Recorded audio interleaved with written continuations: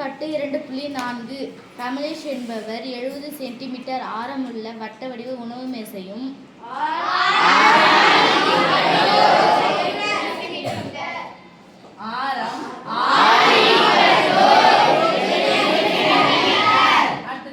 தருண் என்பவர் 140 சென்டிமீட்டர் ஆரமுள்ள கால் வட்ட வடிவ உணவு மேசையும் வைத்துள்ளார் எனில்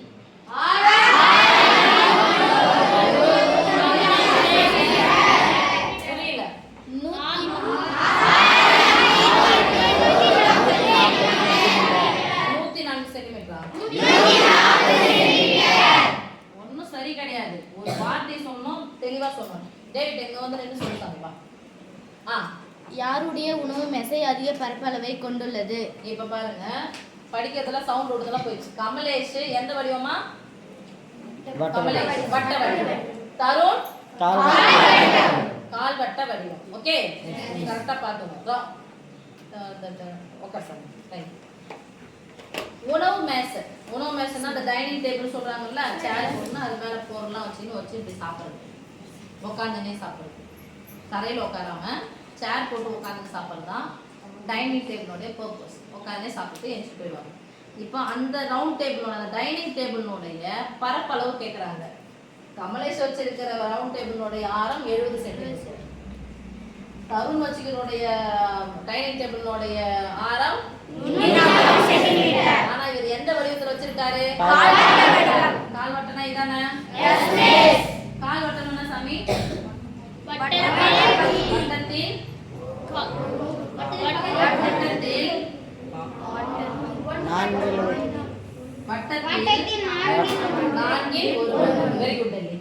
வட்டத்தில் 4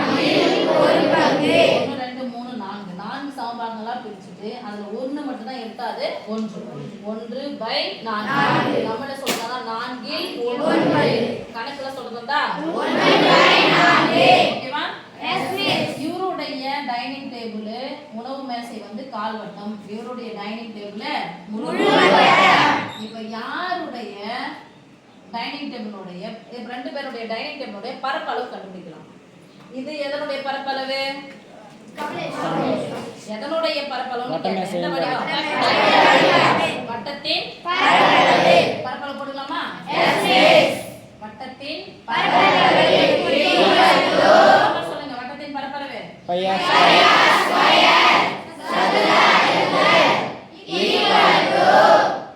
பையனுடைய மதிப்பு 6 பொறுத்து மாறணும். 6 மதிப்பு பார்த்தா 70. ஏழாம் இப்ப ஒரு மாறதா? பையனுடைய மதிப்பு நான் போட போறீங்க.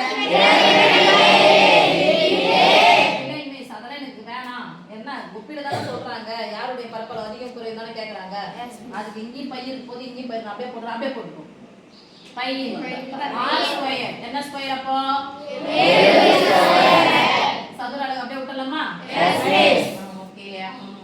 ஏ ஈக்குவல் டு இங்க போட்டுட்டா இங்க ஈக்குவல் டு போட்டு இங்க ஈக்குவல் டு போட கூடாது. இதுக்கு முன்னாடி எதனா ஒரு பொருள் நம்ம பரப்புலாம் சொல்றோம், ஏரியா சொல்லுமா? ஓகே. பை இன்டு 70 ரெண்டு முறை போட்டு பெருக்கணும். ரைட்? அப்ப 7 ஸ்கொயர் 0 எத்தனை முறை போடணும்? 2 முறை. ஓகே. பைய தூக்கி எங்க போட போறோம்? பின்னாடி. இந்த பசங்கலாம் பைய தூக்கி மூலையில போடுற மாதிரி நம்ம தூக்கி பைய தூக்கி எங்க போடணும்? பின்னாடி.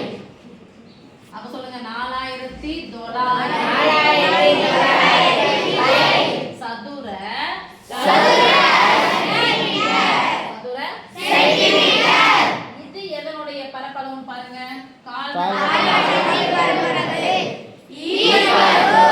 வட்டத்தின் பரப்பளவில் 4/1. வட்டத்தின் பரப்பளவில் இல்லனா 4/1. கணக்கு வடிவில் சொல்லணும்னா, பின்ன வடிவில் சொன்னா 1/4. பரப்பளவுன்னு சொன்னா ஃபார்முலா எழுதணும். அப்படியே வச்சுக்கலாமா? ஆறுனுடைய மதிப்பு எவ்வளோ?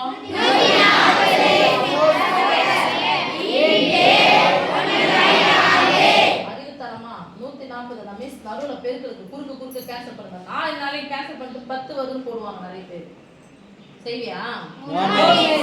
பாரு 140 எத்தனை முறை போட்டு பேசணும்? 2 0 போட்டுக்கலாம். 14 ஸ்கொயர் எவ்வளோப்பா? 196 தெரியல அப்படியே உட்கார்ந்து வேண்டியதான் 14 இன்ட்டு 4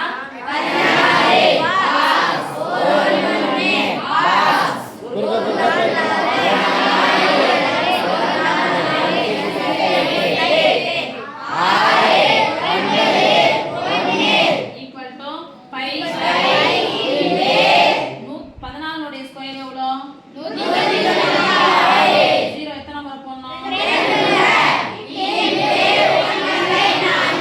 ஒரு முழு எண் ஒரு பின்ன எண் நடுவுல பெருக்கல் வச்சனா குறுக்க ஓ 4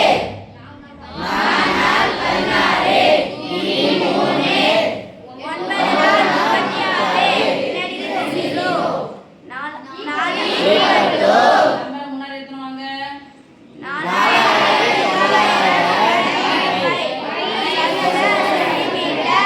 அவங்க கேள்வி கேட்டாங்கம்மா யாருடைய உணவு மேசையின் பரப்பளவு இவருடைய பரப்பளவு கமலேஷனுடைய டைனிங் டேபிளுடைய பரப்பளவு எவ்வளோ தருண் எவ்வளோ எப்படி எழுதணும் 20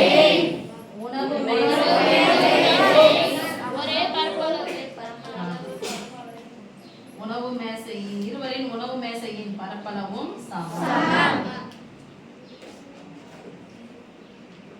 சம பரப்பளவை கொண்டது எப்படி வேணாலும் எழுதலாம் பட் ஆன்சர் எடுத்து என்ன பண்ணணும் எழுதணும் ஆன்சர் எடுத்து எழுதுனா ஒரு மார்க் போட மாட்டேன்